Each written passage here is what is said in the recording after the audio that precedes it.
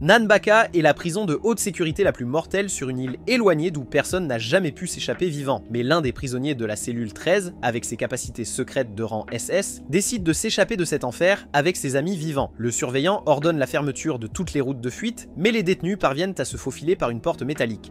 Un détenu portant une casquette bleue utilise une carte pour révéler des pièges laser invisibles et guide les autres avec des mouvements comiques jusqu'à ce qu'un autre détenu en chemise à rayures noires désactive facilement les pièges en craquant le mot de passe. Après avoir déclenché d'autres pièges, il grimpe dans un conduit rempli de gaz soporifique pour échapper à une boule géante et évite de justesse l'électrocution, mais finissent par retourner en sécurité par le même tunnel. Le directeur et le superviseur sont furieux et envoient un homme nommé Yamato pour les arrêter. Yamato poursuit les détenus, mais il a le même sens de l'orientation que ma copine et se perd immédiatement en demandant son chemin. Pendant ce temps, les détenus poursuivent leur évasion sans aucune interruption et rencontrent bientôt un groupe d'hommes armés. Un détenu, Nico, se précipite pour sauver son ami et prend une balle, seulement pour réaliser que c'est juste un tranquillisant qui ne l'affecte pas. Pendant que les hommes armés sont momentanément stupéfaits par le tir raté, Nico et son ami profitent de la distraction et s'enfuient, réussissant à s'échapper. Bientôt, il se retrouve face à face avec une meute de chiens mortels, mais Nico a regardé son dresseur de chiens sur Nat Geo, donc il les apprivoise facilement. Ensuite, ils atteignent enfin une énorme porte en fer qui les sépare de la liberté, mais leur cœur se serre lorsqu'ils trouvent le superviseur les attendant à l'extérieur. Ils attaquent immédiatement le superviseur de toute leur force, mais le superviseur est beaucoup plus fort et les bat avant de les renvoyer dans leur prison pour y pourrir à nouveau. Étonnamment, les détenus ne sont pas trop contrariés d'être de retour dans leur cellule. Comparé aux autres prisons, celle-ci offre de la bonne nourriture, des baignoires énormes, de l'équipement de gym, et à peu près toutes les installations dont ils ont besoin. Un peu plus tard, Jugo, détenu numéro 15, tente de s'échapper une fois de plus, mais il est rapidement attrapé et renvoyé dans sa cellule. Une fois à l'intérieur, il raconte aux autres qu'il a vu une mystérieuse bombe sur le chemin, alors ces dégénérés se précipitent immédiatement dans la salle de visite pour la trouver avec le superviseur. Il se demande comment un incel comme le superviseur peut attirer une telle bombe, mais il s'avère que cette bombe deviendra finalement un papa puisqu'il est en fait un gars et le jeune frère du superviseur. Soudain, le superviseur est appelé par son supérieur, alors il part tandis que Jugo essaie de séduire son jeune frère qui demande pourquoi diable il a des accessoires BDSM sur lui. Jugo ressent soudainement de la colère monter en lui alors que son humeur s'assombrit, et il affirme que ces chaînes lui ont été mises par un homme avec une vilaine cicatrice rouge sur le cou, et que la seule raison pour laquelle il est venu ici était de trouver cet homme laid et de se venger. Le lendemain, à la prison de Nanbaka, le superviseur vérifie la cellule 13 et constate l'absence de Jugo. Naturellement, il suppose une nouvelle tentative d'évasion, mais non, Jugo fait juste une sieste dans la salle de service de nuit. Furieux, le superviseur exige une explication et Jugo dit nonchalamment qu'il est sorti en douce parce que ses co-détenus ronflent. Comme si cela ne suffisait pas, Yamato, ce crétin, était occupé à s'entraîner au lieu de garder. Alors que les détenus s'extasient sur la qualité de la nourriture par rapport à d'autres prisons, le chef, un grand tendre malgré sa taille, entend leurs compliments et dans son excitation, dépose du gâteau sur leur table en guise de remerciement. Après avoir goûté au cadeau sucré du chef, les détenus tombent sur un Rubik's Cube. Jugo le résout rapidement en quelques secondes, impressionnant tout le monde. Ne voulant pas se laisser faire, un autre détenu, désespéré de le surpasser, tend à Jugo un casse-tête beaucoup plus difficile. Il le résout aussi facilement, laissant le challenger furieux et remettant en question ses choix de vie. Le surveillant, en ayant assez de leur singerie, les met au travail pour construire des meubles. Jugo se plaint que la tâche est ennuyeuse, mais le superviseur lui dit d'être plus comme Nico, qui, il s'avère, a construit un robot en bois au lieu de meubles. Cela met le superviseur en colère, qui se met immédiatement en colère et bat Nico sans pitié. Comme si cela ne suffisait pas, un autre détenu a sculpté une jolie fille à désirer. Maintenant, c'était au tour de Jugo. Il montre fièrement les meubles qu'il a fabriqués. Impressionné pendant 2 secondes entières, la joie du superviseur s'évapore lorsque Jugo appuie sur un bouton révélant un tiroir qui se démantèle et le frappe en plein visage. Le superviseur, officiellement lassé de la vie, se dirige vers son assistant pour discuter de leurs ennuis si le chef gardien découvre les pitreries de la cellule numéro 13. Jugo intervient joyeusement en notant que cela serait assez embarrassant. Furieux, le superviseur lui met les menottes et dit à son assistant de vérifier si quelqu'un d'autre s'est échappé de sa cellule. Plus tard, lors d'un trajet en train vers le siège, le superviseur rencontre le directeur. Il passe devant un groupe de personnes échappées d'un cirque, du moins c'est ce qu'elles semblent être, en ignorant complètement leurs avertissements sur le directeur occupé. En entrant dans son bureau, il lui tend des dossiers, ignorant qu'elle a secrètement envie de lui. Il se touche accidentellement la main et elle retient à peine ses sous-vêtements. Son garde inconscient attaque le superviseur pensant qu'il a troublé la dame, mais le superviseur le met facilement de côté et passe aux choses sérieuses. Après cette absurdité, le directeur et le superviseur discutent des détenus, en commençant par Nico, détenu numéro 25. Il s'avère que Nico a été arrêté pour abus de drogue, et sa grande raison pour s'être échappé de sa précédente prison. Il déteste les aiguilles, on lui faisait des injections pour ses allergies alimentaires. À Nanbaka, il lui donne des médicaments par voie orale, donc il reste sur place, problème résolu. Ensuite, détenu 69. Il a été enfermé pour des émeutes de gang, mais s'est échappé de sa vieille prison parce que la nourriture était mauvaise. Cependant, il a été un détenu exemplaire à Nanbaka parce que la nourriture ici est la meilleure. Puis, il y a le détenu 11 qui a été arrêté pour avoir dirigé un casino clandestin. Il s'est échappé de sa dernière prison parce qu'il avait un rendez-vous galant avec une fille au hasard. Enfin, Jugo, détenu numéro 15, le roi de l'évasion, arrêté pour vol. Il s'est évadé de sa première prison le jour même de son arrivée. Quand le directeur demande pourquoi il continue de s'évader, le superviseur répond avec sérieux, il appelle ça son passe-temps. Le lendemain, Hajime est arrêté par son assistant en larmes qui se plaint des détenus de la cellule 13 qui le harcèlent. Hajime lui dit de se ressaisir et d'arrêter de pleurer, mais l'assistant continue de parler de sa terrible expérience avec les détenus. Hajime le gronde en lui disant de ne pas avoir peur d'eux et de riposter si nécessaire, mais le pauvre gars ne peut pas s'arrêter de pleurer et partage comment il se moque constamment de lui donnant envie de quitter son travail. Hajime conseille que démissionner n'est pas la solution et qu'il devrait être fier d'être gardien de prison. Il dit que si l'assistant peut garder son travail ici, il peut tout faire. Haji suggère alors d'utiliser les faiblesses des détenus contre eux. Il commence par le détenu numéro 11, Uno, dont la principale faiblesse est les belles femmes. Lui donner un magazine rempli de femmes attirantes devrait le tenir occupé pendant un moment. Quant au détenu 69, Rock, qui est obsédé par la nourriture et les combats, tout ce qu'ils ont à faire est de lui offrir un menu excitant pour le maintenir engagé. Pour le détenu 25, Nico, le plus facile à gérer, ils doivent simplement lui donner un anime à regarder. Enfin, le détenu 15, Jugo, est le plus difficile, car s'échapper de la prison est son seul passe-temps. Pour garder Jugo sous contrôle, ils doivent gérer les autres détenus avec soin. Après avoir donné une longue leçon sur la façon de contrôler les détenus, Hajime retourne à son travail. Il rencontre le directeur qui l'informe d'un nouveau détenu et lui demande de le mettre dans la cellule numéro 13. Ils discutent de l'influence que ce nouveau prisonnier pourrait avoir sur les autres, étant donné l'histoire de Tsukumo, connu pour être capturé et s'échapper. Alors que Hajime quitte le bureau du directeur, il rencontre son assistant qui partage avec enthousiasme comment il a réussi à occuper les détenus en suivant les conseils de Hajime. Hajime lui parle alors du nouveau transfert et bientôt les détenus de la cellule 13 apprennent l'arrivée et se demandent qui sera leur nouveau compagnon de cellule. Juste à ce moment, Tsukumo arrive à la manière d'un ninja, laissant les détenus impressionnés. Tout le monde sauf Jugo est enthousiaste à propos de ses tours de ninja et l'accueille. Cependant, Jugo prétend que tout cela n'est qu'une imposture. En réponse, Tsukumo partage ses tactiques d'évasion, mais Jugo refuse toujours de le croire. Tsukumo défie alors Jugo à un concours d'évasion de prison pour prouver ses compétences et le vaincre. Énervé, Jugo le jette au sol avant d'accepter le concours. Plus tard, lorsque l'assistant vérifie les détenus, il l'ignore froidement, ce qui le pousse à retourner vers Hajime et à se plaindre à nouveau. Pendant ce temps, Jugo et Tsukumo commencent leur concours, avec Tsukumo suivant Jugo, appelant cela une technique de l'ombre ninja. Le reste des détenus se rassemblent pour les regarder et les encourager. Jugo commence par crocheter les serrures des portes et lancer une carte pour désactiver les pièges laser, tandis que Tsukumo le suit simplement comme un chiot perdu. Bientôt, il se retrouve face à face avec Hajime. Tsukumo essaie de démontrer ses grandes techniques de ninja, mais elles ne sont pas à la hauteur de Hajime, qui le frappe simplement et le jette de côté comme un cafard. Imperturbable, Tsukumo tente encore plus de techniques inutiles, lançant des feuilles et des lames de ninja, mais dans sa maladresse, il parvient à se piéger avec ses propres mouvements de ninja stupide. Plus tard, Hajime et l'assistant examinent les images de vidéosurveillance et découvrent que Tsukumo a réussi à trouver toutes les caméras cachées et à poser pour chacune d'elles en connaissance de cause. Hajime décide qu'il devrait déplacer ce gars gênant à la cellule 11 et en finir avec lui. Le lendemain, Yamato ouvre la cellule 13 et annonce aux détenus que demain c'est la veille du nouvel an et qu'il y aura des décorations et du nettoyage à faire, dont bien sûr les détenus sont responsables. Pendant ce temps, Hajime se rend au bureau du directeur pour nettoyer, et le directeur ne peut s'empêcher de l'admirer avec envie depuis son siège. Plus tard, elle discute avec les superviseurs du prochain tournoi du nouvel an à la prison de Namba, où il défie Hajime, affirmant que sa victoire l'année dernière était un coup de chance. Dans la prison, les détenus de la cellule 13 se remémorent les événements de l'année précédente, se réjouissant des souvenirs qu'ils ont créés jusqu'à présent et décident de s'évader de la prison pour marquer le début de la nouvelle année. Le lendemain, tout le monde se réunit pour entendre les annonces du tournoi du Nouvel An. Un des superviseurs lit les noms des participants et explique les règles. Les détenus et les officiers de chaque bâtiment sont regroupés en équipes et les gardes reçoivent des primes de salaire, tandis que chaque détenu de l'équipe gagnante peut choisir un objet de son choix. Dès qu'ils entendent cela, les détenus de la cellule 13 s'excitent et courent vers Hajime, le suppliant de les prendre comme ses coéquipiers. Cependant, l'assistant les informe que cette décision revient au directeur.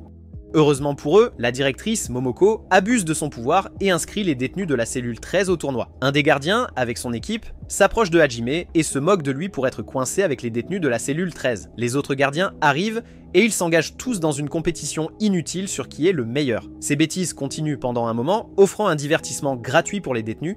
Bientôt, le premier événement est annoncé et le commentateur révèle qu'il s'agit d'un concours de calligraphie. Les détenus sont horrifiés en l'entendant et se tournent vers Jugo, espérant qu'il pourra les aider à passer le tour. Jugo sort gracieusement son pinceau et commence, mais il réalise rapidement à quel point il est pathétique dans ce domaine. Ils se rendent compte avec honte que Jugo est seulement bon à s'échapper de prison, rien d'autre. Heureusement, les gardes, Yamato et Hajime, impressionnent tout le monde avec leurs compétences parfaites en calligraphie. Les détenus regardent avec admiration lorsque le superviseur les informe que les deux gardes sont des calligraphes certifiés. Grâce à Hajime, l'équipe passe au tour suivant, assurant la première victoire pour la cellule 13. D'en haut, la gardienne regarde et devient amoureuse. Souhaitant qu'Hajime écrive son nom. L'annonce du deuxième événement est faite, un concours de pilonnage de mochi et de chute de Daruma, quoi que cela signifie. Apparemment, l'équipe doit compléter le mochi sans laisser tomber leur Daruma, un concours de force et d'endurance. Yamato apporte un énorme marteau et le donne à Jugo, qui le laisse immédiatement tomber, incapable de supporter son poids. Mais Rock parvient à le soulever et part avec Yamato pour participer. Yamato lui dit de protéger leur Daruma pendant qu'il s'occupe du pilonnage. Rock affronte Liang, un ancien co-détenu du bâtiment 5, qui cherche à se venger. Liang surgit de nulle part et frappe furieusement l'un de leurs blocs, laissant Rock choqué. Ils s'insultent et commencent à se battre. Liang casse son marteau et affronte Rock, tandis que Yamato fait face à un adversaire laid mais puissant. L'adversaire se jette sur Yamato de toutes ses forces, tandis que Liang attaque Rock avec fureur, expliquant comment il a été vaincu par Rock il y a longtemps et a depuis fait de sa mission de vie de s'entraîner dur pour le vaincre. Mais Rock est occupé à rêvasser au four en pierre qu'il demandera comme prix s'il gagne le tournoi, ce qui déroute tout le monde. Ils ne comprennent pas pourquoi il demanderait un objet aussi inutile, alors qu'il pourrait avoir pratiquement n'importe quoi. Après quelques combats, Rock met Liang KO d'un seul coup de poing et l'élimine du tournoi à lui seul. Inspiré par cela, Yamato adopte une approche plus agressive et gagne également son match avec un seul coup de poing, envoyant son adversaire dans le ciel. Tout comme ça, la cellule 13 gagne ce tour et passe à la suivante. Le prochain événement est un jeu de cartes appelé Yakuni Nishu, où Uno et le superviseur Seto sont choisis pour représenter la cellule 13. Alors que le match commence, Seto se demande si Kyuno se débrouillera seul ou s'il doit lui expliquer les règles une fois de plus. Le match commence et Sato fait face à son adversaire qui le sous-estime clairement. Lorsque Sato remporte instantanément le match, son adversaire le regarde avec stupéfaction. C'est maintenant au tour d'Uno et il semble avoir du mal face à un adversaire beau garçon. Il a du mal pendant un moment, incapable de suivre le rythme de son coéquipier. Il se moque de lui parce qu'il est lent, mais soudain Uno a une idée. Lorsque le leader de l'autre équipe se moque d'Uno pour son manque de succès et son intention de tricher, Jugo dit au gars que Uno est un génie et n'a pas besoin de tricher pour gagner. Juste au moment où il dit cela, Uno change rapidement de tactique et bat son adversaire en lisant son langage corporel. L'ami de l'adversaire intervient et affronte Uno, mais Uno surprend à nouveau tout le monde en gagnant en utilisant la même technique de lecture du langage corporel. Les adversaires sont vraiment en colère et l'un d'eux voit ses cheveux commencer à se transformer en flèches. Son ami essaie de le calmer, mais Uno les bat à nouveau, qualifiant son équipe pour le tour suivant. Pendant ce temps, Neko rencontre quelqu'un qui semble flotter alors qu'il récupère son médicament. Paniquant, il retourne vers les autres, laissant son médicament derrière lui et raconte à Hajime l'incident. Mais Hajime ne le croit pas. Le troisième événement est annoncé, une bataille de toupies similaire à Beyblade, mais avec des toupies surdimensionnées. Les équipes doivent faire tourner la toupie au centre de la scène et trouver un moyen de faire sortir la toupie de leur adversaire. Le commentateur annonce les équipes restantes et qui elles affronteront, lançant des remarques sarcastiques et insultant tout le monde. Les concurrents sont enragés et prêts à affronter leurs adversaires. Juste à ce moment-là, le commentateur annonce un nouveau duo et Neko reconnaît rapidement l'un d'eux comme le gars volant. Il tire sur la chemise de Hajime, l'incitant à regarder. Excité, Neko saute de son siège et pousse accidentellement Hajime au sol en demandant à tout le monde de regarder attentivement le gars volant. Hajime se met en colère, se relève rapidement et frappe Neko à la tête pour son comportement imprudent.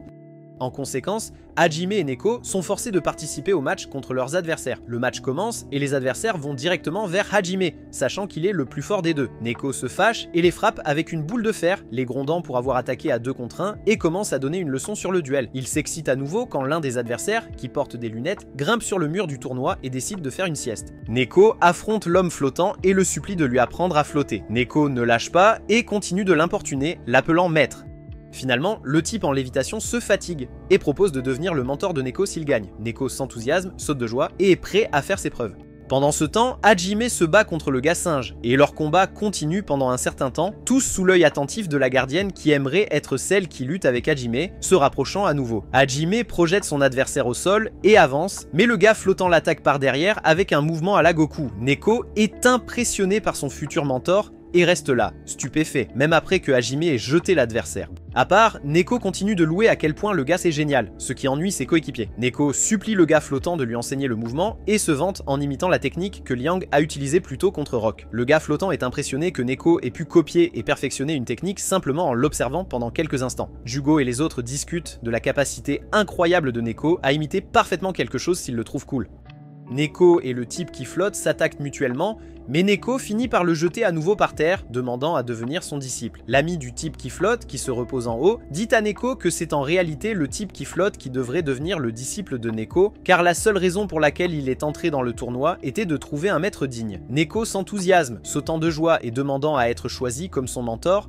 Il révèle alors que s'il gagne le tournoi, il demanderait une console de jeux vidéo, laissant tout le monde stupéfait par sa bêtise. L'ami du gars flottant se met en colère et le jette de côté, le traitant de mesquin et puéril. Pendant ce temps, Hajime continue son combat contre le gars singe qui ne cesse de se chamailler. Le type du singe accuse Hajime de cacher quelque chose sur les détenus de la cellule 13 et affirme que Hajime a menti au directeur lorsqu'il a dit qu'il n'avait aucun problème avec la cellule 13. Hajime se fâche, le soulève par le col et le jette de côté, ce qui permet aux autres équipes de profiter de la distraction pour avancer les unes contre les autres. Hajime continue à battre le gars singe sans merci, tandis que le gardien fantasme sur des scénarios romantiques avec lui. La bataille fait rage, et Neko essaie toujours de convaincre le gars flottant de le prendre comme disciple. Pendant ce temps, Hajime lance son haut sur son adversaire et remporte le match, tandis que Neko gagne en imitant les mouvements de Yuka. Tout simplement, Cellule 13 remporte ce tour et passe à la finale alors que Neko s'évanouit d'épuisement dans les bras d'Hajime. Tandis que tout le monde se prépare pour le dernier tour, la directrice est enfermée dans son bureau, lisant secrètement un livre et rougissant. Un de ses gardes fait irruption, lui demandant de se préparer à superviser le concours et lui arrache le livre des mains. Il est surpris de voir qu'il est rempli de recettes de desserts et de plats salés. Elle le reprend rapidement, le serrant contre sa poitrine, affirmant qu'elle le lisait juste parce qu'elle n'avait rien d'autre à faire. Mais en réalité, elle apprenait à réaliser ses fantasmes inassouvis impliquant Hajime. Peu après, elle met son visage froid et autoritaire et part pour le tournoi avec un garde. En chemin, ils discutent des tours précédents et de la manière dont Hajime a remporté la victoire, suggérant que la même chose pourrait se produire cette année. Mais le gardien le coupe, déclarant que la raison principale de ce tournoi est de montrer la force des gardes et de rappeler aux détenus leur place pour les garder sous contrôle. Le gardien la taquine à propos de Hajime et elle s'énerve, le jetant dans le ciel et le poursuivant. Pendant ce temps, le gars singe et un autre concurrent vaincu sont à l'hôpital discutant de leur perte tragique. L'autre détenu mentionne un gars nommé Kai qui peut fabriquer toutes sortes de médicaments et de remèdes. Le gars singe se souvient de son combat avec Hajime et se demande comment Hajime a continué et l'a battu si facilement.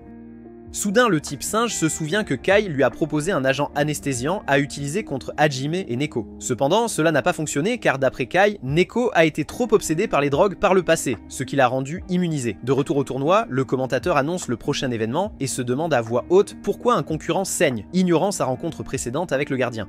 Le directeur félicite les derniers concurrents et annonce l'événement final, un concours d'ouverture de tonneaux de saké. L'objectif est d'ouvrir un tonneau de saké géant et c'est un événement en équipe de 2 hommes avec un gardien et un détenu par équipe. Jugo est littéralement poussé à participer par ses compagnons de cellule aimants, tandis que Hajime assigne Yamato pour concourir.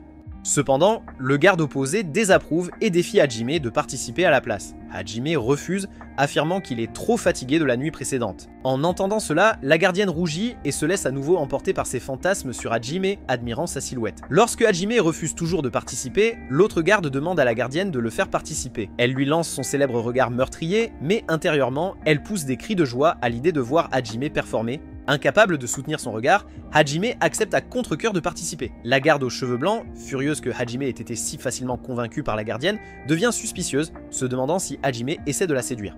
Il devient furieux, inconscient des véritables sentiments du directeur. Pendant ce temps, Jugo est choqué lorsqu'il rencontre son adversaire. C'est son ancien co-détenu, celui obsédé par l'idée d'obtenir les chaînes de Jugo à tout prix. Le concours commence et tout le monde se précipite pour prendre sa place. Jugo est immédiatement arrêté par son adversaire aux cheveux orange qui lui lance un coup de poing. Jugo se relève en colère et lui fait à nouveau face. Tout le monde est perplexe quant à pourquoi ce gars a couvert ses yeux.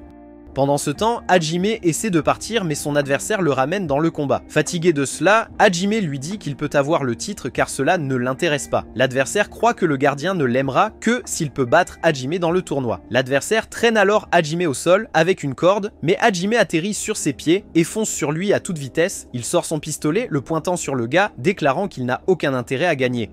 Pendant ce temps, Jugo lutte pour repousser son adversaire et le poursuit pour obtenir des réponses. Hajime sort un autre pistolet, stupéfiant son adversaire qui est choqué de le voir armé. Ce que l'adversaire ne remarque pas, c'est une boîte étiquetée « Servez-vous » remplie d'objets utiles pour le concours. Le commentateur révèle la boîte et annonce que tout le monde de chaque équipe peut utiliser son contenu pour se battre. Le type aux cheveux blancs est furieux à propos de cette nouvelle addition et Hajime en profite pour lui tirer dessus avec des balles en caoutchouc. Alors que le gars s'approche, le gardien rougit et l'acclame comme un adolescent amoureux, s'évanouissant devant Hajime. Le combat continue avec les deux côtés utilisant diverses armes, mais Hajime reste maître de la situation. Alors que tout le monde s'attend à ce qu'il gagne facilement, l'ennemi de Jugo le nargue, le traitant d'inutile par rapport à quand il s'est crevé les yeux et soulève son masque pour montrer les cicatrices. Pendant ce temps, Hajime bat son adversaire ressemblant à un cochon à gauche et à droite, mais le gars continue obstinément de se relever, désespéré d'impressionner la directrice. Il jette un coup d'œil en arrière vers elle, espérant qu'elle le verra comme un homme s'il bat Hajime.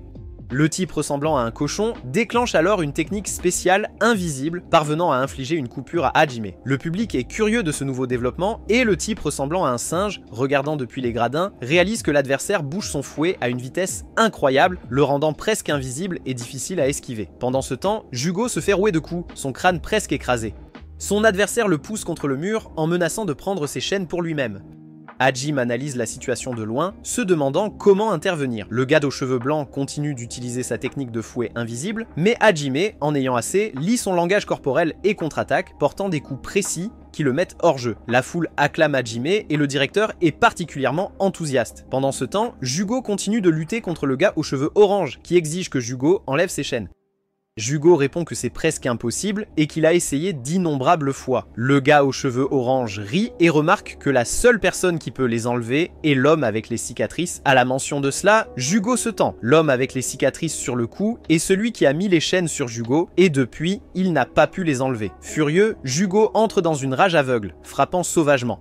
Le gars aux cheveux orange déclenche son attaque pyro, et tout le monde attend avec anticipation. Jugo, battu au sol, rassemble toute sa volonté et se lève, se libérant des rochers qui le bloquaient, libérant une aura puissante et sauvage. Le gars aux cheveux orange demande pourquoi Jugo est si déterminé à traquer l'homme avec les cicatrices. Jugo traite cet homme de sadique pour avoir modifié son corps et l'avoir mis dans des chaînes, jurant de ne jamais lui pardonner et de le détruire dès qu'il en aura l'occasion. Pendant que le tournoi se déroule, Tsukomo est assis seul dans sa cellule lorsque Yamato arrive pour l'escorter jusqu'à la salle de visite avant de retourner au tournoi. Tsukomo était surpris d'avoir un visiteur, surtout quelqu'un d'aussi enthousiaste à le voir. Cependant, en rencontrant son visiteur, Tsukomo tente de partir immédiatement, mais l'homme l'arrête en lui demandant comment ça va. Tsukomo s'assoit et demande comment le visiteur l'a trouvé. L'homme rit doucement, révélant qu'il n'a eu aucun mal car il est le manager de Tsukomo.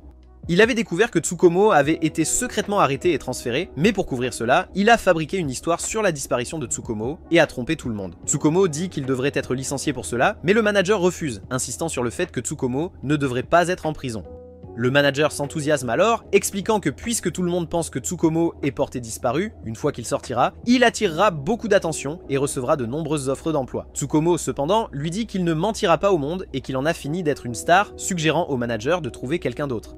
Le manager s'énerve, disant qu'il était difficile de le retrouver et qu'il a besoin qu'il reprenne le travail bientôt. Pendant ce temps, Jugo, qui vient de s'échapper du tournoi, rencontre un mignon chaton noir et le soulève en plaisantant que c'est le seul garde avec lequel il ne pouvait pas s'amuser. Il entend la voix de Tsukomo et se faufile pour écouter pendant que Tsukomo parle à son manager. Tsukomo est furieux, accusant son manager et tout le monde d'être des kidnappeurs et de l'avoir trompé, affirmant qu'il devrait être en prison à sa place. Il accuse le manager d'aider un réalisateur qui a volé sa vie. Ce réalisateur était en fait la mère de Tsukomo qu'il méprise profondément. Tsukomo se souvient de son passé. Sa mère voulait réaliser un film de ninja, mais le manager était sceptique car il y avait déjà beaucoup de films de ninja. Cependant, elle a insisté sur le fait qu'elle le rendrait différent en utilisant un véritable ninja comme rôle principal, pas juste un acteur. Elle a emmené Tsukomo au fond de la forêt à la recherche de vrais ninjas et a finalement trouvé des signes de leur présence. Il s'est avéré que le jeune Tsukumo était celui qui s'entraînait en secret, se préparant à devenir un guerrier shinobi pour pouvoir se protéger. Lorsque sa mère et le responsable l'ont approché, ils ont exigé de savoir où étaient les autres guerriers, mais Tsukumo a refusé de révéler quoi que ce soit. Le petit Tsukumo a commencé à pleurer, expliquant qu'il n'était pas encore un shinobi et avait été abandonné par les autres. Il s'entraînait dans les montagnes pour devenir plus fort et pour un jour rejoindre les autres guerriers. Sa mère a essayé de le consoler, mais il a repoussé ses mains et a reculé. Au lieu d'être contrarié, elle lui a demandé depuis combien de temps il avait quitté son village. Il lui a dit que ses parents étaient partis depuis si longtemps qu'il se souvenait à peine d'eux, croyant qu'ils étaient partis parce qu'ils ne valaient rien. Il a juré de devenir plus fort pour pouvoir retrouver ses parents un jour. À ce moment-là, sa mère l'a serré dans ses bras, pleurant en révélant qu'elle était en fait sa mère. Tsukumo la croyait, surtout quand elle a promis de ne plus jamais l'abandonner et lui a donné une écharpe. Mais c'était tout un mensonge. Elle voulait seulement l'utiliser pour réaliser son désir égoïste de diriger un film de ninja. Voulant lui faire plaisir, Tsukumo s'est entraîné dur non pas pour devenir un shinobi, mais un acteur. Sa mère a continué cette mascarade, le préparant à devenir acteur, et maintenant que Tsukumo connaît la vérité, il la déteste passionnément. Le manager demande quel est le problème, qu'elle ait menti ou non. Tsukumo a pu profiter de la gloire et du succès. Il devrait lui être reconnaissant de l'avoir élevé, soutient le manager, mais Tsukumo refuse, affirmant qu'il aurait dû devenir un shinobi à la place. Le manager réplique que Tsukumo n'a jamais été doué pour être un shinobi, mais qu'il avait un talent naturel pour la comédie, quelque chose que le réalisateur a reconnu dès le début.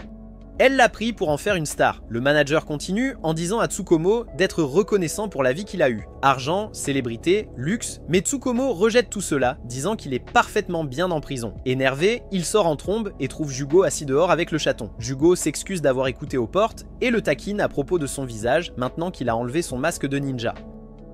Jugo interroge alors Tsukumo sur sa véritable nature. Tsukumo admet que, bien qu'il ait aimé jouer, prétendre être quelqu'un d'autre l'a rendu populaire et aimable, mais pas pour ce qu'il était vraiment. Il continue de caresser le chaton, expliquant que le vrai lui n'était rien de plus qu'un outil pour réaliser les fantasmes du public, et qu'il ne pouvait pas se conformer à cette image.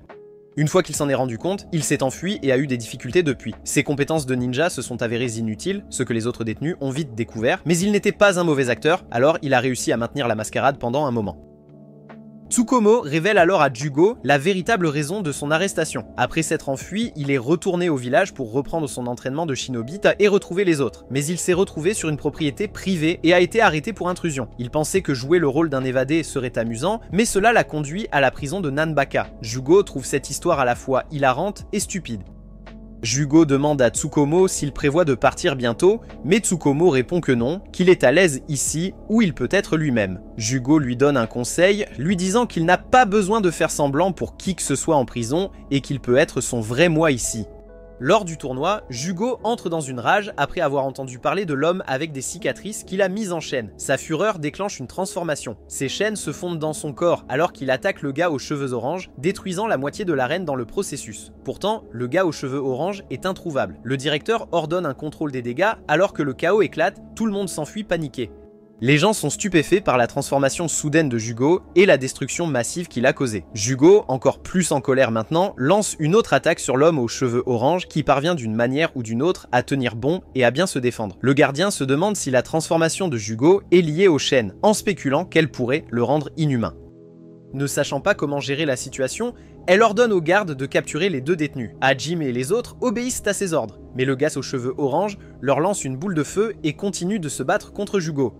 Jugo exige que le gars aux cheveux orange révèle des informations sur l'homme avec la cicatrice, menaçant de lui crever les yeux comme il l'a fait auparavant. Mais le gars aux cheveux orange rejette Jugo, disant qu'il n'est plus imprudent, et il continue de se battre. Il piège Jugo dans un cercle de le feu, menaçant de le brûler vif, pour enfin le débarrasser de ses chaînes. Le surveillant ordonne à tout le monde d'évacuer l'arène alors que le combat devient de plus en plus dangereux. Cependant, Uno et les autres détenus de la cellule 13 refusent de partir, se cachant à proximité par souci pour Jugo.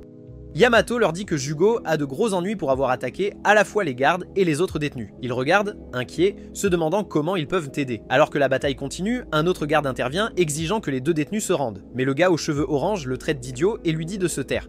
Il lance une énorme boule de feu sur le garde, mais les autres gardes s'unissent pour dévier l'attaque. Les gardes se battent entre eux, mais parviennent à avancer en essayant de capturer les détenus. Ils s'allient, entourant le gars aux cheveux orange. Alors qu'il lance une autre attaque de feu, les gardes la dévient à nouveau, notant qu'il a besoin de temps pour se recharger entre les explosions de feu. Quand il attaque à nouveau, le gars singe le piège et les gardes combinent leurs armes pour finalement le maîtriser.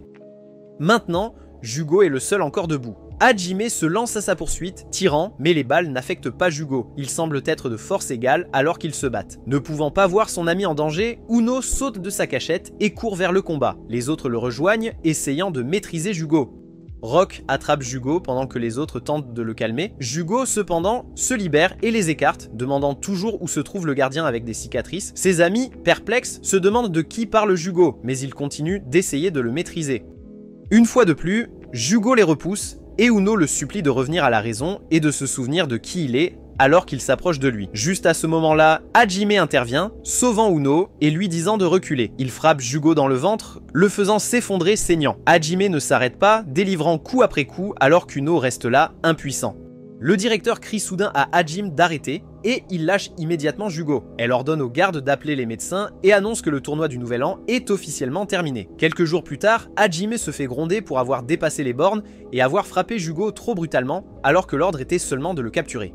Hajime dit que tout le monde exagère, mais il l'accuse d'avoir mis Jugo dans un état critique et ruiné le tournoi. Après plus de réprimandes, Hajime s'en moque et retourne au bâtiment 13. Ce qui s'est passé à la fin du tournoi, c'est que lorsque le gardien a annoncé la fin, Yamato et Hajime ont simplement sorti le saké en se déclarant vainqueurs, choquant tout le monde.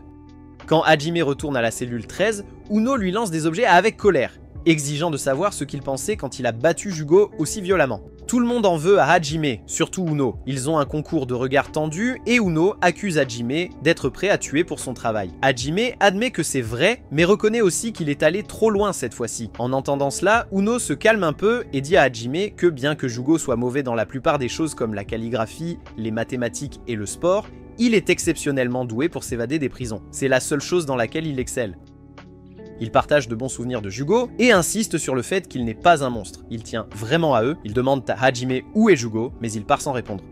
Dehors, Hajime s'assoit pour un peu de tranquillité quand l'un des gardes commentateurs s'approche et lui remet un message privé du directeur. Le garde le lit à haute voix. Hajime du bâtiment 13 est suspendu pour 3 jours. Le garde se moque de lui tandis que Hajime baisse la tête de honte. Entre-temps, la directrice pleure dans son bureau, ne voulant pas suspendre Hajime, mais le faisant par devoir. Après 3 jours, Hajime revient au travail et demande à son assistant s'il y a eu des problèmes avec les détenus de la cellule 13. L'assistant lui dit que, de manière surprenante, les détenus se sont très bien comportés en son absence. Ils n'ont même pas essayé de s'échapper une seule fois. La barre était placée très bas pour eux. Alors que Hajime marche, le garde aux cheveux blancs l'approche et l'informe que Jugo est réveillé. Hajime répond qu'il était justement en route pour le voir. Ils échangent des regards accusateurs, chacun reprochant à l'autre d'avoir laissé leur détenu se déchaîner et semer le chaos. Hajime souligne que le gars aux cheveux orange a causé bien plus de destruction avec ses attaques de feu que Jugo. Les autres gardes informent Hajime que le détenu aux cheveux orange est maintenant enchaîné dans un autre bâtiment, refusant de parler à moins qu'il ne puisse parler à Jugo. Hajime ricane, affirmant que le type aux cheveux orange a clairement plus en tête qu'une simple conversation amicale, mais les gardes expliquent que permettre à ces deux-là de parler pourrait les aider à découvrir l'origine de leur pouvoir. Un garde lance un téléphone portable à Hajime, suggérant qu'au moins, il laisse les deux détenus parler au téléphone. Hajime se moque du garde pour avoir pris des ordres des prisonniers, mais le garde insiste qu'ils n'ont pas le choix s'ils veulent recueillir plus d'informations. Les deux détenus sont trop violents pour être ignorés. Plus tard, le gardien aux cheveux blancs rend visite à son détenu enfermé, lui demandant s'il est à l'aise dans sa cellule. Le détenu répond en disant que si c'était plus sombre, il se plaindrait. Le gardien, perplexe, demande comment il le saurait puisqu'il ne peut pas voir. Le détenu dit simplement que c'est une supposition, puis demande à parler à Jugo. Pendant ce temps, Jugo est retenu dans une situation similaire et Hajime va le voir. Hajime place le téléphone au sol devant Jugo et coupe les images de vidéosurveillance, demandant à Jugo s'il veut être libéré de ses chaînes. Cela attire l'attention de Jugo qui était resté silencieux jusque-là. Jugo répond qu'il n'y a pas besoin. Hajime allume ensuite le téléphone, informant Jugo que le détenu aux cheveux orange est sur l'autre ligne. Le mec aux cheveux orange commence à parler de l'homme avec des cicatrices, révélant qu'il cherche aussi le même homme. Il voulait évaluer combien Jugo savait sur l'homme cicatrisé avant de faire son prochain mouvement. Il demande à Jugo s'il a une idée de où se trouve l'homme ou ce qu'il a fait récemment. Jugo serre les dents et admet qu'il ne sait pas, révélant qu'il espérait apprendre cette information du gars aux cheveux orange. Jugo explique que l'homme avec des cicatrices est celui qui l'a mis en chaîne.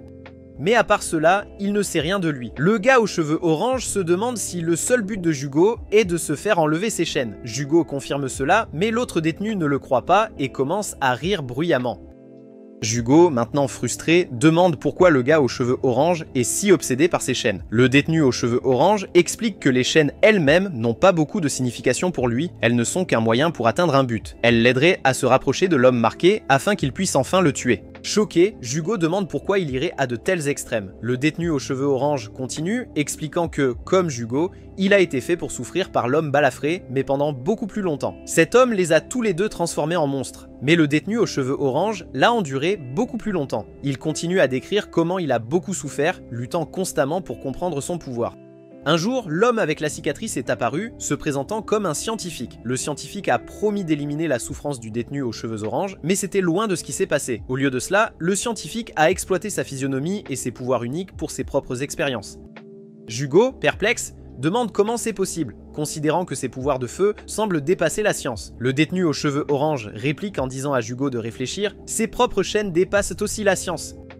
Il continue, expliquant que bien qu'il ait été autrefois considéré comme un monstre pour ses capacités étranges, le scientifique a fait de lui un véritable monstre. L'homme l'a modifié pour qu'il contrôle sa capacité de feu au lieu de le guérir et de le transformer en humain normal. Dans un accès de rage et de frustration, le détenu aux cheveux orange a tenté de tuer le scientifique avec ses flammes, mais l'homme a traversé le feu avec aisance et l'a gravement blessé en retour.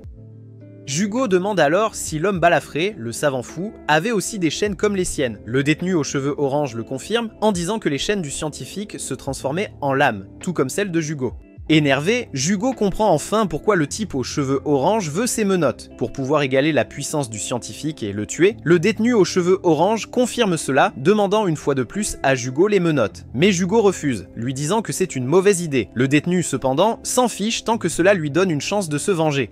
Il révèle alors qu'il ne peut plus utiliser son feu, parce que les médecins ici ont implanté quelque chose en lui, comme une puce informatique, qui supprime son pouvoir. C'est pourquoi il ne peut pas utiliser son feu pour s'échapper de la prison de Namba, et pour le moment, il est coincé là. Après l'appel, Jugo traite le mec aux cheveux orange d'idiot, mais Hajime intervient en disant que Jugo est encore pire. Il dit à Jugo qu'il est vide à l'intérieur, qu'il n'a pas de vrai but dans la vie. Même son passe-temps de s'évader des prisons est insignifiant. Hajime continue en soulignant que si Jugo avait un réel désir ou une motivation, il aurait compris pourquoi le mec aux cheveux orange lui a raconté son histoire, même si cela semble inutile maintenant. Lorsque Jugo est arrivé à Namba pour la première fois, il avait un but pour la première fois, s'échapper. Mais il ne s'y est jamais vraiment engagé, ni n'a réussi à rester libre, car il avait peur de ce qui se passerait s'il s'échappait vraiment. C'est pourquoi il a continué à prolonger ses efforts pour s'évader. Jugo essaie de discuter, mais Hajime lui dit qu'au fond, il est terrifié. Il sait qu'il se rapproche de sa cible, le scientifique, et s'il voulait vraiment le trouver, il aurait déjà découvert quelque chose. Jugo est d'accord, maudissant ses chaînes, et commence à réfléchir à son enfance. À l'époque, il n'aimait rien ni ne voulait rien dans la vie, il existait simplement.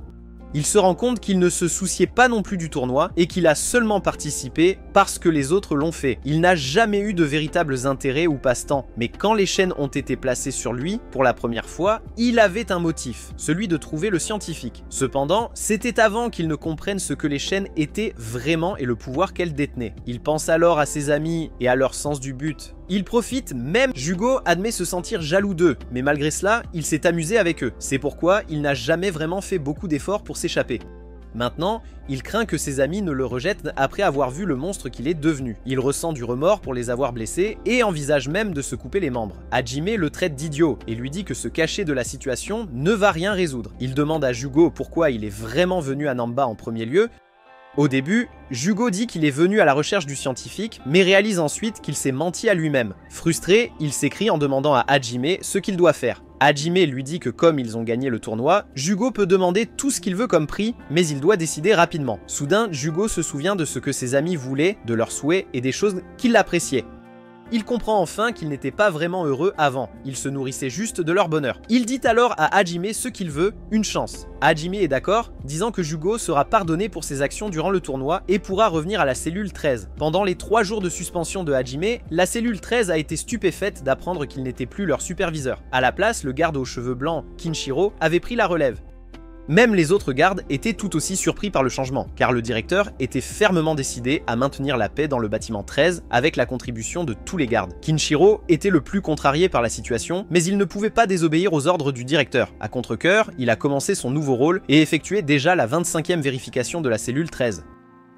Il a informé les détenus des progrès de Jugo, expliquant que Jugo était traité dans un établissement spécial et ne pouvaient pas recevoir de visiteurs pour le moment. Les détenus ont été surpris de trouver les jolis garçons de l'infirmerie, les mêmes qu'ils avaient vaincus lors du tournoi. Cependant, ils étaient perplexes de voir les jolis garçons agir comme s'ils étaient gravement blessés, malgré leurs blessures mineures. Curieux, les détenus ont interrogé le docteur sur l'état des jolis garçons. Le docteur leur a dit d'attendre leur tour et a mentionné que Neko pourrait ressentir des effets persistants du tournoi. Il a expliqué que la capacité de Neko à imiter les autres aurait pu provoquer une sorte d'infection. À ce moment-là, une infirmière robot appelée Kaga est entrée, et Luno et Rock sont immédiatement tombés amoureux d'elle. Ils ont commencé à la harceler pour obtenir des rendez-vous, tandis que Neko, fidèle à son habitude perverse, demandait s'il pouvait dormir sur ses genoux. Le trio n'a montré aucun respect pour la pauvre infirmière robot, la dérangeant constamment.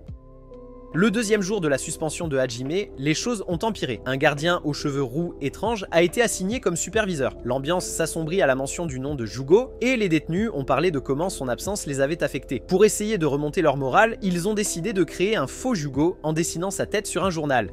Là de leur pitrerie, le nouveau superviseur a décidé de leur donner une leçon sur le plan de Nanbaka. Il a projeté une carte du Japon et leur a montré des photos des installations de la prison. Il y avait même un cinéma, mais il était strictement réservé aux gardes, écrasant ainsi les espoirs de Neko. Le superviseur a expliqué que les détenus étaient regroupés en fonction de leur criminalité. Crime, traits and abilities, and assigned to the guards who manage them best. Pendant ce temps, Uno a décidé de faire une sieste avec le faux Jugo, ce qui a exaspéré le nouveau superviseur, qui lui a donné un coup de pied aux fesses. Le superviseur a ensuite distribué des points. Rock et Nico ont reçu 9 et 10, mais Uno n'en a reçu que 2. Furieux, Uno a entamé une dispute puérile avec le superviseur. À ce moment-là, l'assistant est arrivé pour vérifier ce qui se passait, curieux du bruit, mais les détenus ont également été grossiers avec lui. Pendant ce temps, bien qu'il soit suspendu, Hajime travaillait encore sur des documents, ce qui inquiétait sa sœur. Elle s'inquiétait qu'il se surmène, même pendant sa suspension. Le troisième et dernier jour de la suspension de Hajime, un nouveau surveillant, un gardien ressemblant à un singe, a été mis en charge. Il a interrogé l'assistant sur le comportement des détenus et a été satisfait de la réponse. Cependant, quand il a vérifié la cellule numéro 13, il a trouvé les détenus endormis. Furieux, il leur a crié dessus pour leur paresse. Terrifiés à l'idée d'être entraînés dans l'une des séances d'entraînement intenses de Yamato, les détenus ont rapidement bondi du lit et se sont enfuis. Mais Yamato les trouva rapidement et tenta de les persuader de rejoindre sa séance d'entraînement. Les détenus redoutaient cela, craignant pour leur vie. Tsukumo, cependant, rejoignit avec enthousiasme et parla de l'importance de l'entraînement pour un ninja, au grand plaisir de Yamato. Les détenus, désespérés d'éviter l'entraînement, commencèrent à trouver des excuses, allant même jusqu'à prétendre que Jugo avait contracté une maladie au nom imprononçable. Ils se sont rassemblés autour du faux Jugo, offrant leurs fausses condoléances comme s'il était déjà mort. Le superviseur, qui ressemblait à un singe, a commencé à se méfier de leur comportement. Quand Rock a essayé de trouver une autre excuse, le superviseur a ordonné à Yamato de l'emmener. Le superviseur a réfléchi à la performance de Jugo pendant le tournoi et a décidé qu'il était temps pour tout le monde de partir, mais Uno s'est caché derrière Nico en signe de défi. Le superviseur hésita, ne voulant pas contrarier Nico et déclencher une autre crise comme celle pendant le tournoi, ce qui l'obligerait à écrire une lettre d'excuse aux officiels. Rock, sentant la tension, révéla que Nico avait pris son médicament ce jour-là, assurant au superviseur qu'il se comporterait normalement. Cependant, Rock voulait toujours qu'Uno et Nico se joignent à lui dans son destin alors que Yamato l'emmenait. Yamato a ensuite forcé les détenus restants à suivre une séance d'entraînement intense jusqu'à ce qu'ils soient presque épuisés. Juste comme ça, les 3 jours de suspension de Hajime se sont écoulés et nous sommes revenus au présent. Jugo a finalement été libéré de sa captivité et a apprécié le ciel bleu clair après si longtemps. Hajime l'a traîné de retour au bâtiment 13 et en chemin, Jugo a demandé pourquoi le détenu aux cheveux orange lui avait dit toutes ces choses. Hajime a admis qu'il ne savait pas, mais il avait une assez bonne idée. Le gars aux cheveux orange voulait que Jugo poursuive le scientifique. Puisqu'il avait perdu ses pouvoirs de feu, il ne pouvait plus se venger et voulait que ce soit Jugo qui le fasse. Hajime ajouta ensuite que le scientifique avait probablement mis les chaînes à Jugo pour les perfectionner à son propre usage, traitant Jugo comme un simple cobaye. Quand Jugo est finalement revenu dans sa cellule, tout le monde était ravi de le voir sauf Yuno qui était contrarié que Jugo les ait quittés. Cependant, il s'est rapidement adouci par la suite. Les détenus ont rapidement mis Jugo au courant de tout ce qui s'était passé au cours des 3 derniers jours et Jugo a ressenti une vague de remords. Il s'est excusé auprès d'eux pour avoir perdu le contrôle et pour avoir gardé tant de choses cachées pendant le tournoi. Il a exprimé à quel point il était profondément désolé pour toute la douleur qu'il leur avait causée.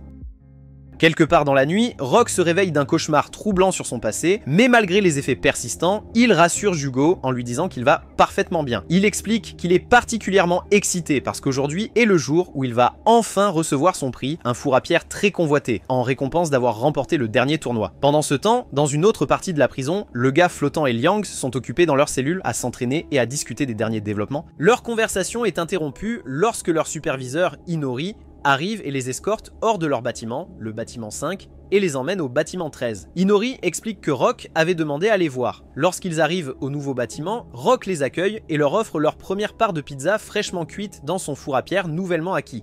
Il partage volontiers la pizza avec tout le monde. Alors que les autres se régalent, Liang hésite d'abord, mais avec un peu d'encouragement de la part des détenus de la cellule 13, ainsi que d'Inori, il finit par céder et prend une part. À sa grande surprise, Liang trouve la pizza incroyablement délicieuse et l'apprécie bien plus qu'il ne l'avait imaginé. Rock profite de l'occasion pour expliquer les avantages de l'utilisation d'un four à pierre pour cuisiner, et les autres, y compris Yamato et Jugo, expriment leur appréciation pour cette nourriture fantastique. La pizza cuite dans le four à pierre semble apporter un sentiment de chaleur et de satisfaction à tous ceux qui la goûtent. Ne s'arrêtant pas là, Rock offre également à Liang de la nourriture chinoise traditionnelle, ce qui déclenche une vague soudaine de nostalgie pour Liang. Les saveurs lui rappellent chez lui, et il commence à réaliser qu'il n'avait jamais vraiment pris le temps d'apprécier ses repas ou autre chose, d'ailleurs, avant ce moment. Ému par la gentillesse qu'on lui a montrée, Liang admet enfin combien tout cela signifie pour lui, et il saisit même l'occasion de s'excuser auprès de Rock d'avoir été si distant et froid dans le passé. Rock accepte gracieusement les excuses et souligne l'importance d'apprécier la nourriture que nous avons, une leçon qui touche tout le monde présent. Liang remercie encore une fois Rock avant de retourner dans son bâtiment, se sentant désormais plus connecté à ses compagnons de cellule. Après le départ de Liang, Jugo réfléchit à la manière dont Rock semble avoir changé récemment. Il note que le changement de Rock est subtil, mais définitivement pour le mieux. Cette réflexion pousse Rock à repenser à son propre passé violent, en particulier les abus qu'il a subis de la part de gardiens cruels dans une ancienne prison. Il se souvient comment Jugo l'avait une fois sorti de cet endroit terrible et l'avait emmené manger ensuite. C'était un repas que Rock avait mangé à sa faim, quelque chose qu'il n'avait pas vécu depuis longtemps, et cela lui a apporté un immense bonheur. Jugo, en revanche, ne se souvient pas avoir fait quelque chose de particulièrement important pour Rock, mais Rock balaye cela d'un sourire, rassurant Jugo qu'il a fait plus pour lui qu'il ne le réalise. Rock ajoute alors qu'un jour, ils trouveront aussi le plat préféré de Jugo, laissant entrevoir un avenir radieux. Pendant ce temps, ailleurs dans la prison, Nico subit un examen médical comme il le fait chaque semaine. Il est allongé là, se sentant seul, triste et isolé, et son expression misérable est suffisante pour inquiéter même l'infirmière robot qui s'occupe de lui. Sentant la morosité de Nico, Uno propose de lui apporter des restes, et il se rend à l'infirmerie avec Jugo et Rock pour rendre visite à Nico. À leur arrivée, ils sont accompagnés par le scientifique de la prison, Okina, et le médecin qui les avertissent de ne pas trop exciter Nico. L'humeur de Nico continue à se dégrader, ce que Uno et Rock attribuent en plaisantant à sa femme, Kazari. Leurs soupçons se révèlent corrects lorsque Kazari fait une entrée dramatique en brisant le mur de l'hôpital et commence immédiatement une petite dispute avec Nico devant le robot infirmier enfant. Malgré leur chamaillerie, le robot infirmier parvient à faire culpabiliser le couple et à les calmer. Kazari informe ensuite Nico que sa console de jeu est prête, éveillant son intérêt. Cependant, au lieu d'une simple console de jeu, Kazari révèle qu'une salle d'arcade entière a été installée pour lui, ce qui ravit et excite beaucoup Nico. Il la remercie beaucoup, mais elle fait comme si ce n'était rien. Kazari demande alors à l'assistant pourquoi tous les autres détenus sont présents, remarquant que la salle d'arcade était censée être le prix de Nico. L'assistant explique que les autres étaient trop excités et voulaient voir le prix eux-mêmes, incapables de résister à l'envie de se joindre à eux. Nico, débordant d'enthousiasme, commence à jouer aux différents jeux d'arcade dans la salle. À un moment donné, il demande à Hajime et à l'assistant de convoquer le type flottant, désireux de partager l'expérience avec lui également. Plus tard, le type flottant arrive, visiblement agacé par la convocation, mais son humeur s'améliore rapidement. Pendant ce temps, Hajime et le type singe entrent dans une compétition mesquine, chacun se vantant de ses propres détenus et se lançant dans une compétition pour savoir quels détenus sont les meilleurs. Pendant ce temps, les détenus des cellules 13 et 8 continuent de profiter des différents jeux dans l'arcade. Ailleurs dans l'arcade, le commentateur essaie de convaincre Jugo de se joindre à l'amusement. Nico finit par emmener Jugo vers un jeu de grue où Uno montre comment jouer en remportant une poupée Jugo et en la lui donnant. Jugo, quelque peu déconcerté, accepte le cadeau. L'homme flottant est également convaincu de jouer et, bien qu'il perde au début et devienne frustré, son humeur change lorsqu'il finit par gagner une poupée à son effigie, ce qui le rend très content. Vers la fin de la journée, Kazari donne à Nico la vraie console de jeu qui avait été promise. Mais Nico la refuse étonnamment. Il explique qu'il préfère largement avoir la grande salle d'arcade pour pouvoir s'amuser avec ses amis. Alors qu'ils discutent, Nico partage comment l'introduction de Jugo à la culture japonaise, en particulier les mangas et les jeux vidéo, a complètement changé sa vision de la vie. Cette révélation laisse Jugo surpris car il ne se souvient pas vraiment d'avoir fait quelque chose de spécial, mais Nico l'assure que cela a fait une énorme différence. Jugo, à son tour, exprime son intérêt pour en savoir plus sur les jeux vidéo et demande à Nico de lui apprendre à jouer, Pendant ce temps, à l'extérieur de l'arcade, Uno aperçoit le gars aux cheveux orange allant quelque part avec Kenshi. Il l'arrête rapidement, mais Jugo intervient, insistant sur le fait que le gars aux cheveux orange n'est plus une menace depuis qu'il a perdu ses pouvoirs de feu. Malgré les assurances de Jugo, Uno reste prudent et insiste sur le fait que le gars aux cheveux orange devrait encore s'excuser pour ses actions passées. Lorsque le gars aux cheveux orange s'excuse, Uno le pardonne immédiatement et l'invite à rejoindre tout le monde dans la salle d'arcade. Kenshi accepte de laisser le gars aux cheveux orange visiter l'arcade à condition qu'il révèle plus de détails sur son passé, laissant la porte ouverte à plus de révélations à l'avenir. Le gars aux cheveux orange accepte de raconter à Kenshi son passé en échange de la permission de passer du temps avec les autres dans la salle d'arcade. Il commence son histoire en expliquant que depuis sa naissance, il était différent des autres personnes. Il avait une température corporelle inhabituellement élevée, bien plus élevée que la moyenne. Au début, ses parents lui ont dit que c'était quelque chose de spécial, que sa chaleur venait du soleil et était un cadeau. Ils lui ont assuré qu'il était unique et que cette capacité le rendait spécial. Cependant, en vieillissant, la chaleur en lui est devenue accablante. Il ne pouvait pas le contrôler et finalement, il avait l'impression que son propre corps brûlait de l'intérieur. Même s'il a subi d'innombrables tests médicaux qui étaient tous normaux, son état n'a fait qu'empirer. Le manque de réponse de la part des médecins l'a rendu anxieux et avec le temps, il a commencé à souffrir de cauchemars chroniques. Sa vie est devenue de plus en plus difficile à gérer. Un jour, son corps a été consumé par des flammes qui l'ont entièrement recouvert, lui causant des brûlures graves. Les médecins ont qualifié son état de combustion humaine spontanée, mais personne ne pouvait expliquer pourquoi cela se produisait ni comment l'arrêter. Pourtant, ses parents ne l'ont jamais abandonné. Leur présence réconfortante était la seule chose qu'il maintenait ancré pendant ces moments sombres. En vieillissant, il a réussi à aller à l'université, mais les choses ne se sont pas améliorées là-bas. Il a rapidement été ostracisé par un certain étudiant qui a commencé à répandre des rumeurs malveillantes à son sujet. Les rumeurs prétendaient qu'il était un incendiaire, ce qui a causé la peur chez les autres étudiants. Il était évité et beaucoup en sont venus à le mépriser à cause de ses mensonges. Se sentant découragé et seul, il a abandonné ses études universitaires et est rentré chez ses parents, espérant trouver un peu de réconfort. Mais quand il est arrivé, son monde s'est encore plus effondré. Il a trouvé sa maison en flammes. À son horreur, le même homme qui avait répandu des rumeurs sur lui à l'université était là, l'accusant d'avoir déclenché l'incendie qui détruisait la maison de sa famille. La police est arrivée peu après et malgré son innocence, elle a cru les mensonges de l'homme et a voulu l'arrêter. Paniqué, le gars aux cheveux orange a résisté à l'arrestation, et une fois de plus, son corps s'est enflammé. Alors qu'il s'enflammait devant les spectateurs, ils reculèrent de peur, le traitant de monstre. À ce moment-là, il perdit tout espoir et la volonté de se défendre, se laissant capturer sans plus de résistance. Au début, être en prison ressemblait à un soulagement, comme si c'était un sanctuaire du monde extérieur. Il n'était plus une menace pour personne, du moins le pensait-il. Un jour, cependant, il fut approché par un homme mystérieux avec une cicatrice. Cet homme promit de résoudre son problème et de le débarrasser de ses flammes incontrôlables. Désespéré de trouver une solution, le gars aux cheveux orange accepta l'offre de l'homme. Mais au lieu de le réparer, l'homme cicatrisé ne fit qu'empirer les choses. Il a amélioré la capacité du gars aux cheveux orange à contrôler le feu, lui permettant d'invoquer et de manipuler les flammes à volonté sans subir de dommages physiques. Cela l'a mis en colère car il voulait seulement que les flammes disparaissent, pas d'avoir plus de contrôle sur elles. Il voulait juste une vie normale, sans feu. Quand le gars aux cheveux orange a exprimé sa colère, ses plaintes ont été accueillies par des moqueries de la part d'Elf, une autre personne impliquée dans ce complot.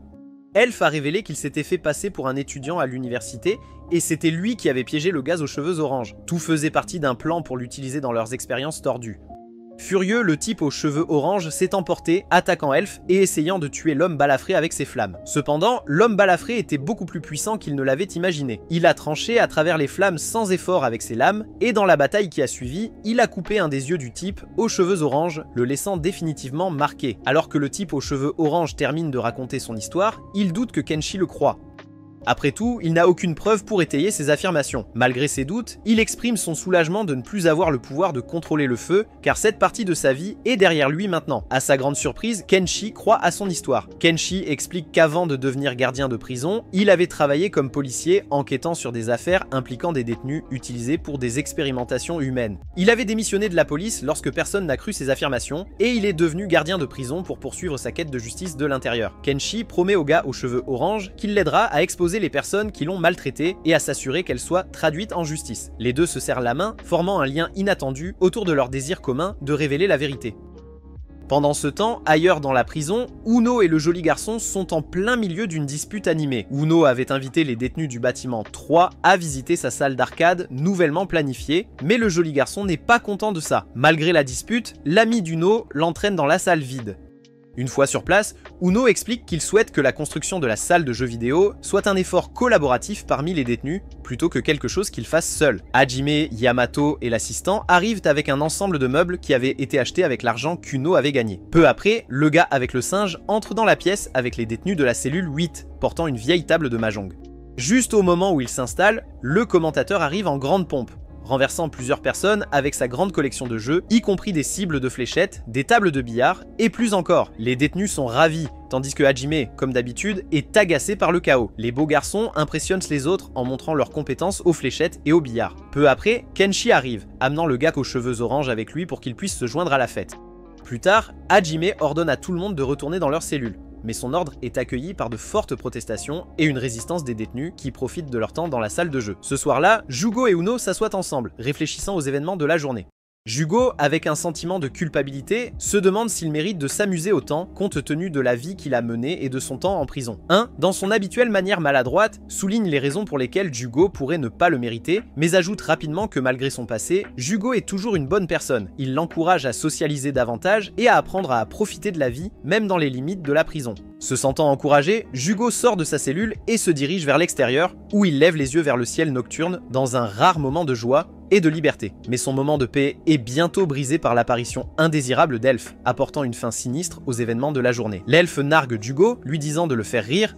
Confus et déconcerté par l'apparence de l'elfe, Jugo ne le reconnaît pas. Alors que Jugo se tourne en colère, l'elfe se téléporte sur un réservoir d'eau à proximité, amusé. Il laisse entendre qu'ils ont joué ensemble dans le passé, laissant Jugo se débattre pour se souvenir. L'elfe se téléporte à nouveau, semblant poignarder Jugo, mais ce n'est qu'une illusion. L'elfe continue de se téléporter, demandant si Jugo se souvient de l'homme qui a tout risqué pour le protéger.